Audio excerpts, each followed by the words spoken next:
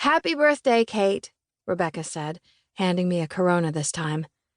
"Cheers to being 30, Jessie grinned as we clinked bottles. 30 and homeless, I added, taking a large swig. Jessie shook her head. "You're not homeless. You just don't have anywhere to live." Rebecca and I laughed, used to her constant optimism. My roommate had just gotten engaged, and a couple of weeks ago she'd sat me down to tell me I was being evicted. My stomach sank as I thought about our conversation.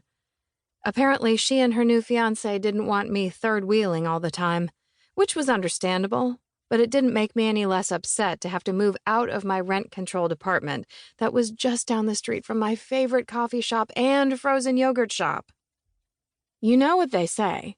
Location, location, location. "How's the search?" Rebecca asked, shoving a lime wedge into her beer.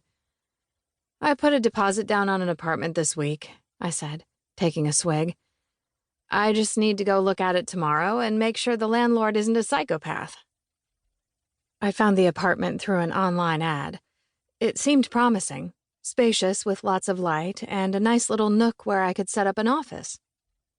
I wrote a successful weekly gossip column, and since I worked from home, a comfortable place to write was an important part of my living space.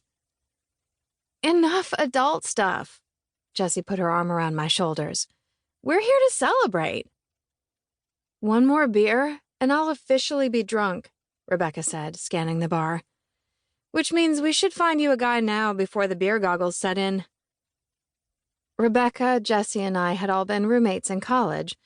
Jessie was a serial monogamist who had gotten married when we were 24, and Rebecca had married her long-term boyfriend last year. Ever since they'd said "I do," they'd tried to set me up with basically every available guy in a 50-mile radius. I didn't mind the setups as long as the guy wasn't expecting to get into something serious. I liked my life the way it was and lived by my personal motto, "Don't mess with a good thing." Besides, after watching my sister go through a very messy divorce with the man who was supposed to be the love of her life, I wasn't exactly in a rush to settle down. A few days after Kate confirmed that she wanted the apartment, I was sitting in the living room with Maddie, reading the paper while she worked on assembling the latest Lego set I'd bought her. As a civil engineer, I felt it was important to buy my daughter just as many building projects as I did baby dolls. I glanced over at Maddie and couldn't help but smile at the scrunched-up, determined look on her face. She was quite the problem solver, my little girl, and I loved to challenge her mind with different educational toys and games. And teaching her that just because some boy called her pretty didn't mean she had to share her cupcake and lots of other important life lessons. Although the conversation the other night was one I'd have preferred wait for another 20 years. "How's it coming, sweetie?" I asked, setting the paper down in my lap. "Good," she chirped without looking up, jamming one blue Lego on top of another with a flourish. Glancing from the structure in front of her to the pile of Legos to her right, she carefully picked out a red piece and continued her slow process of deciding where to put it. I chuckled and was about to resume reading the complaints about our city's bus stops when I heard a low rumble and a loud screeching sound in front of the house.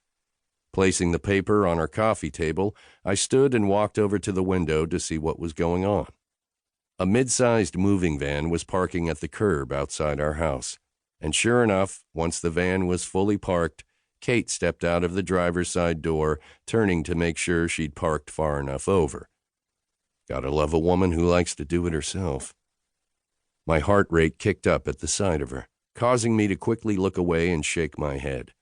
I wasn't normally the kind of man who got aroused just by staring at women on the street, but seeing Kate again after the things we'd shared on her birthday, well, let's just say I had a hard time keeping my thoughts clean. Raking my fingers roughly through my hair, I turned to get Maddie's attention. "It looks like our new neighbor is here with all her things.